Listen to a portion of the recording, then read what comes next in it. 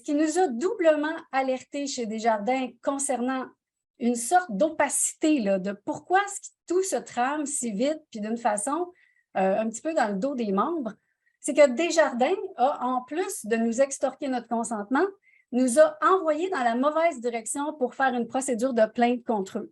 Donc, ils nous ont dirigés vers l'AMF, l'Autorité des marchés financiers, qui, eux, nous ont répondu qu'ils ne traitaient pas les questions de consentement. Donc, Desjardins a prétendu être transparent et finalement, on découvre le contraire à mesure qu'on avance. Et là, ce que nous, on fait, c'est qu'on tente de rétablir un échange gagnant-gagnant et on espère bien que les dirigeants chez Desjardins vont nous écouter, vont nous entendre, vont prendre acte de ce qu'on dit pour qu'on puisse négocier à l'amiable des ententes. Ce que nous avons constaté aussi à propos des institutions bancaires, premièrement, c'est comme s'ils possédaient déjà toutes les informations sur nous. Desjardins n'a pas cessé de nous dire « De toute façon, monsieur, de toute façon, madame, c'est pas grave, le consentement, on avait déjà toutes ces informations à votre sujet. » Donc, c'est ce qui fait dire à beaucoup de monde « De quoi chialez-vous? » Là, Desjardins nous dit « C'est comme avant. Ce qu'on fait aujourd'hui, c'est comme ça qu'on faisait avant. » Je vous alerte. Rien n'est plus comme avant. Rien n'est plus comme avant parce que le gouvernement est en train de créer un portefeuille d'identité numérique qui s'inscrit dans un écosystème numérique et bionumérique. Vous pouvez aller voir les directs que j'ai fait à ce sujet. Et donc, rien n'est plus comme avant. On ne peut pas faire semblant que l'écosystème bionumérique qui est en train de se mettre en place est transparent et qu'il est sous le contrôle des citoyens qui l'utilisent. On devra avoir une preuve que nous sommes souverains des données privées qui nous appartiennent et nous n'en avons pas.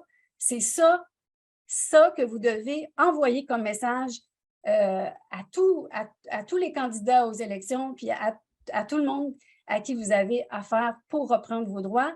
Il n'y a rien qui nous démontre en ce moment dans ce vaste écosystème bionumérique que nous sommes protégés.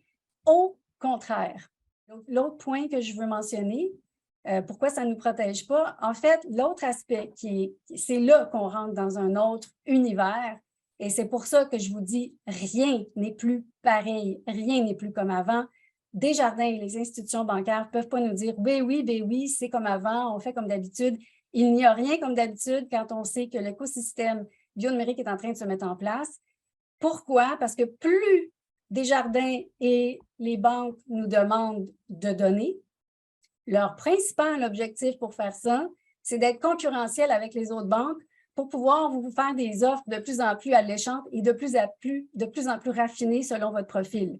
Ça s'appelle du profilage. Ça, c'est le portefeuille d'identité numérique. J'en ai aussi parlé dans les premiers directs. Le portefeuille d'identité numérique contient vos identifiants, donc votre capacité d'authentifier votre identité et votre profil. Et le profil dans lequel va s'inscrire le portefeuille d'identité numérique, ça ne comprend pas seulement des valeurs administratives de données.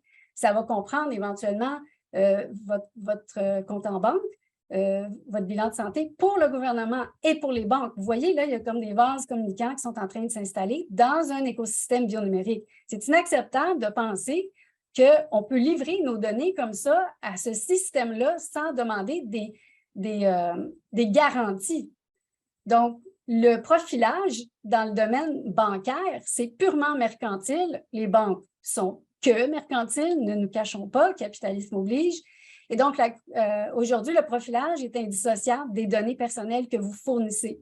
Puis, on est habitué d'en fournir constamment sur les réseaux sociaux. Et sachez, je le dis souvent, mais je le répète parce qu'il faut le répéter, chaque fois qu'on donne nos données sur une application ou sur Google ou sur Facebook, ils conservent ces données-là, puis ils en font ce qu'ils veulent. C'est pour ça que, comme vous savez, ils peuvent vendre nos données à tout le monde. Donc, la valeur des données est extrêmement grande, mais la raison pourquoi ces données-là sont importantes puis qu'elles sont vendues, c'est pour faire du profilage, pour voir qui est qui, comment se comportent les personnes. Et donc, voyez-vous, les deux axes là, que revendiquent les institutions bancaires, c'est pourquoi on veut vos données, c'est pour principalement votre sécurité, disent-ils, mais en arrière de ça, c'est pour faire du profilage. Et c'est les deux raisons pourquoi les entreprises privées, autres que les banques, vont vouloir faire la même chose et les banques sont en train de créer un précédent, ce qui fait que c'est mal parti pour le respect de nos droits fondamentaux. Et c'est un peu notre faute. Notre faute dans le sens qu'on n'a jamais été vigilant sur la question. Et l'incident Desjardins nous permet de voir enfin ce qui se passe et aujourd'hui, de prendre acte, de corriger la situation tous ensemble, individu par individu. Nous sommes de l'or pour eux parce que nous avons une valeur marchande et le gouvernement, au lieu de faire de nous des citoyens, est en train de dériver vers la valeur marchande du citoyen.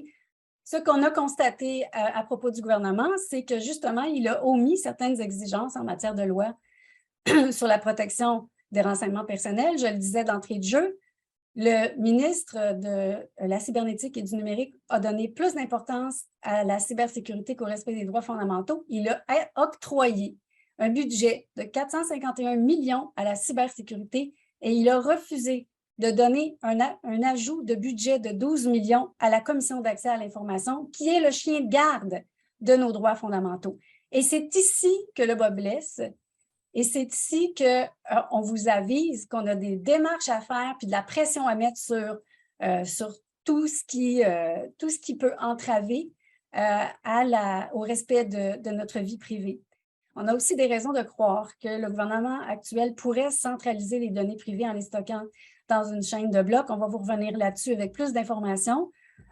Mais il faut juste savoir là-dessus, j'ai fait un direct avec un spécialiste de chaîne de blocs, que la centralisation du stockage de nos données pose cette question-là. Est-ce que le gouvernement a l'intention d'implanter un régime où toutes nos données circulent constamment pour des raisons de profilage, donc de profit commercial, ou pour des raisons de surveillance de comportement des citoyens? La question de la centralisation du stockage des données par le gouvernement, ça inquiète, ça pose ces questions-là. On a la ferme intention, Connexion EU a la ferme intention d'attirer l'attention sur le ministère de la cybernétique et du numérique. Notre objectif, c'est de nous assurer que le nouvel écosystème ne soit pas l'occasion de glisser vers un régime de surveillance.